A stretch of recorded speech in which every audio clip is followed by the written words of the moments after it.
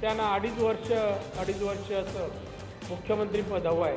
हे त्यांचे 3 मुद्दे आहेत. 3 मुद्द्यावर चर्चा झाली आणि आघाडी होऊ शकली नाही तर मग मात्र त्याचा दोष काँग्रेस पक्षांवरच घेतला.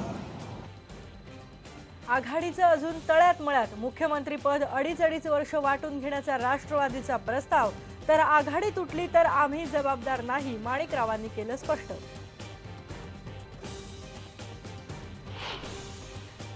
आज पुन्हा एकदा युती ठेवण्यावरती दोन्ही पक्षांचं शिक्कामोर्तब.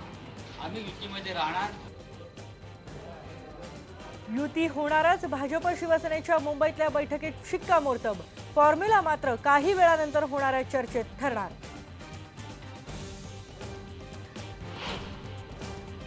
तुम्ही सर्व लायक आहात की नालायक आहात, आता याचा निर्णय नक्कीच आम्ही जनता लावणार आहोत. एकदा तुम्ही फक्त मतदानाला समोर या, म्हणजे तुम्हाला कुठं आणि कसं मतदान पाडायचं का निवडून यायचं ते आता सामान्य जनता ही ठरवणार आहे.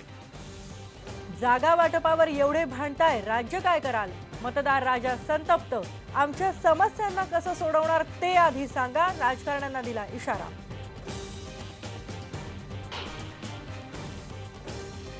मुंबई महापालिका ई टेंडर घोटाळा प्रकरणी महापालिकेचे 9 अभियंते निलंबित, तर 23 जणांची चौकशी करण्याचे आदेश.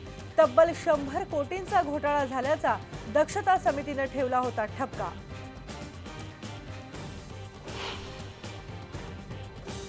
उस्मानाबाद मधल्या कळंब पोलिसांची नामी शक्कल. सराईत दरोडेखोरालाच बनवलं शहराचा रखवालदार.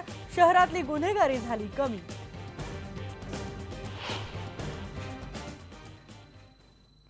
ज्येष्ठ कवी शंकर वैद्य यांचं निधन. स्वरगंगेच्या काठावरती या गीताचा गीतकार हरपला.